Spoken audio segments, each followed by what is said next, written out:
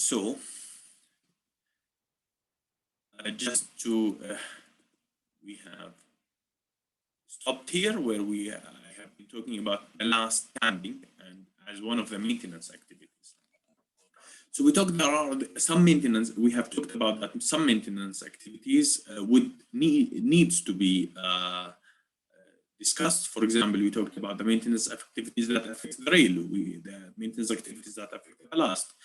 And there are maintenance activities that affect the track system. So for example, the train here, the yellow banana or the track geometry train is measuring the track position, track gauge, twist, and dip, any dip in track. So it makes sure that the track is properly aligned and have the right geometry across the whole route. Ballast, we talked about ballast and before. And these are maintenance activities. So this is a welder that is that's welding two rails. So there are general maintenance activities, but they are not exclusive. They are just examples. So the rails, here you can have a look at the rails, and in the rails you would do grinding, and or you can do replacement, or you can do welding, and you can do ultrasonic check. These are just examples of the maintenance activities that you'll do only for the rails to make sure that you have a proper system that can adhere, that can support the different track forces across its whole life cycle. The track position, the track system position and geometry. We talked about the track geometry train, which measure the geometry of the track and any dips, any twists, any gauge spread. Ballast, damping is another important activities for ballast. Weed killing vegetations. Replacement is important for ballast and making sure that it has the right properties to support the loads that is coming to it.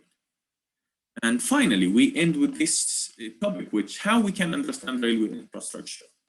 Well, railway infrastructure can be understood through several disciplines. So it can be understood through civil engineering. And by civil engineering, it's not only, for example, geotechnical engineering is very important for helping to help you to understand soil stability, the loads that is coming on that soil, ballast properties, and drainage, for example. It's important to understand geotechnical engineering. But it's not only geotechnical engineering. Structural engineering is important. How we design our stations, how we design our tunnels, how we design our bridges.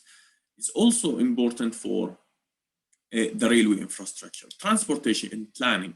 How do we position our stations? How do we make sure that they are in a position that can attract enough passengers? How we plan our service that can that we can create an intermodal transport system. Assets management and project management, also important scientific disciplines that affects our railway understanding. Mechanical engineering also is important. So in civil engineering, these are some of the disciplines that will help you to understand the railway, but you can't understand railway infrastructure only by having the civil engineering associated disciplines.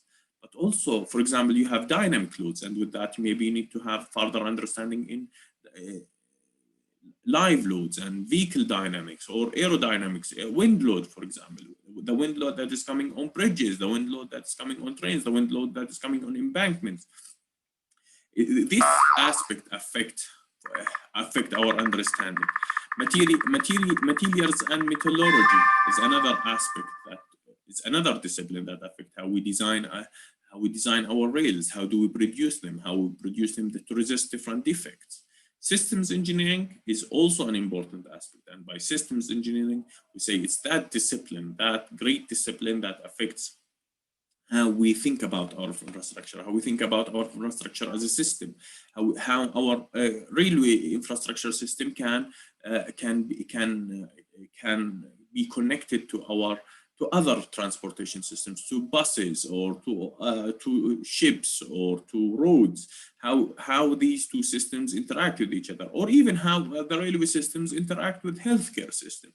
So systems engineering is also a very good concept in giving you insights on how this infrastructure interacts with other aspects. Especially, for example, if you think about intelligent transportation systems, definitely systems engineering is an important part.